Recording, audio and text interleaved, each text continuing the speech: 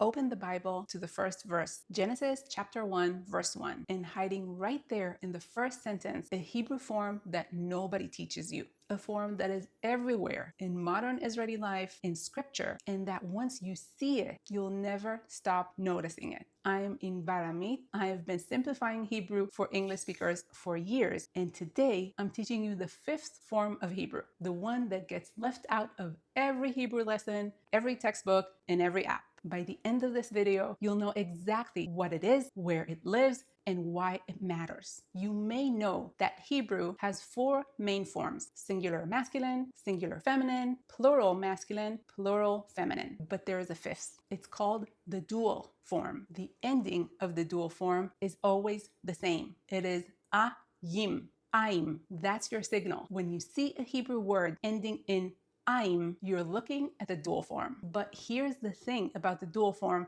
that makes it unlike anything else you've learned so far. Not every word that ends in ayim is actually describing two of something, although it's part of the dual form. Some are, some aren't. And that's exactly what we're going to go through today. Three categories of the dual form, from the most surprising to the most literal. Let's start with the most surprising category because it's hiding in the most famous verse in the Bible. Genesis chapter 1, verse 1. Bereshit bara Elohim et hashamayim ve'et haaretz. In the beginning, God created the heavens and the earth. Shamayim is heavens or sky. So we have sha, ma, yim. So even though this syllable, the mid syllable, starts with an M, a mem, we have the yim, shamayim. That ayim ending is the dual form, but shamayim doesn't mean two skies. It just means sky, the heavens. And important to note that shamayim, sky, or the heavens, doesn't have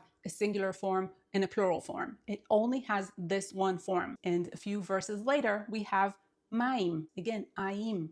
Maim, water in Hebrew. Same ending, one concept. It's not two waters. And just like shamayim, sky or heavens, maim, water, has only one form. It does not have a singular form and a plural form. This category is what linguistics call absolute fake dual. And it's the first category of the dual ayim ending in Hebrew. So here's the explanation. In ancient Hebrew, the dual form, the ayim at the end, was one of the options for the plural form. For words that didn't have a singular and a plural form, like water, maim, and sky or heavens, shamayim, they had this dual form that stayed and became part of the word's identity. Both shamayim, sky, and maim, water, are the words for these terms in modern Hebrew as well. These are your go-to words for sky, shamayim, and water, maim. And that is what I mean when I tell you that biblical Hebrew and modern Hebrew are much closer than you think. And getting real clarity in one gets you clarity in the other. Sky, water, these words aren't two of anything. They just look like they are because they've been that way since ancient Hebrew, and they're not changing. When you read these in the Bible or hear them in modern Hebrew, now you know why they are that way, because the dual form used to be part of the plural form. And this is exactly why understanding Hebrew, not just memorizing it, really understanding it, changes everything. When you know why a word looks the way it does, you stop guessing and start understanding and using it with confidence. That is the foundation, practically speaking Hebrew, my program for speaking and understanding, is built on. But let's keep going. Now, I don't want you to think that Hebrew is all about fake things that don't mean what they are. So here's the category where the I'm ending is doing exactly what it sounds like it's doing, precisely to no ambiguity. This is the pure dual category, the second category of the dual form. Numbers in Hebrew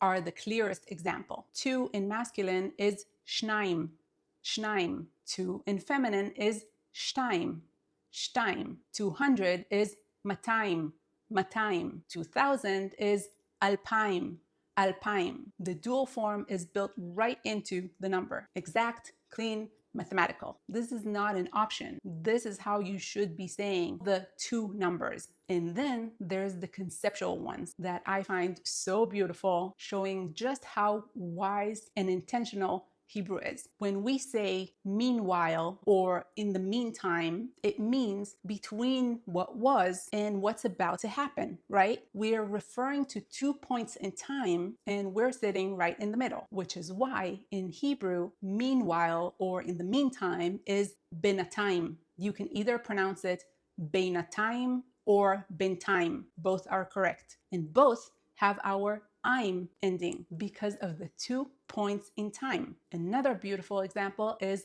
the Middle Ages, the time between the ancient world and the modern one. In Hebrew, the Middle Ages is Yemei, the days of, Yemei Habeinaim, 2 eras and everything in between. Yemei Habeinaim, the Middle Ages. And even Egypt has a dual form in its name for a very good reason. The Hebrew name for Egypt is Mitzrayim, ending in Aim because the name refers to the ancient union of 2 kingdoms, Upper Egypt and Lower Egypt. 2 regions, 2 districts. The dual form reflects that historical union. 1 country built from 2, Mitzrayim. The pure dual shows you something very important in Hebrew. It is not random. There's usually a reason, a logic. And when you learn Hebrew with that logic at the center, patterns like this one stop being confusing and start being the thing that makes everything click faster. That is how Hebrew should be taught and how I built my programs. Our third and last category is the fake dual. Wait, wasn't the first category the fake dual? Close. It was the absolute fake dual. Funny enough, there is a difference between the two and it matters to your Hebrew. The fake dual, the third category, is words that in plural and in ayim and describe things that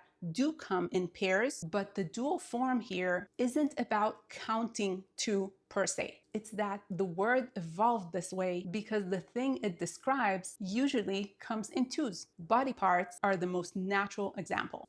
Enaim, eyes, enaim. Oznaim, ears, oznaim. Ktefaim, shoulders, ktefaim. Yadaim, hands, yadaim. Reglaim, legs, reglaim. Every single one in plural ends in aim. Every single one is a body part that comes in pairs. Clothing usually follows the same logic. Not always, typically, because many times clothing covers body parts that come in 2s, and many times, because of that, has 2 parts. Pants is michnasayim, covers 2 legs and has 2 parts. Michnasayim. Na'alaim is shoes in plural. Na'alaim covers 2 feet and comes in 2s. Mishkafaim is glasses, 2 lenses covering 2 eyes. Mishkafaim. And beyond body parts and clothes, we also have in this category tools like scales, moznaim, that are constructed of 2 parts that are perfectly balanced. Moznaim. You may know this word from the zodiac because Libra is moznaim. Same image, same concept, same word. The dual form is one of those things that once you understand it, you will see it everywhere. And it really helps Hebrew make sense on a whole different level. Words you've been seeing in scripture or hearing in modern Hebrew now reveal what they're made of. Sky, water, Egypt, 200, eyes, all connected by the same ending, biblical and modern, ancient and alive. That is what Hebrew gives you when you learn it the right way. Not just words, but the why behind them. When you're ready for that, Practically Speaking Hebrew is the program that gets you there. The link is right below this video. Every Sunday, I take you inside Hebrew, ancient, modern, real life, scripture, the patterns, the connections. If this is the Hebrew you want, make sure that you're subscribed so you don't miss a single video. Thank you so much. Toda raba for watching, and I will see you in the next video. נתראה בסרטון הבא.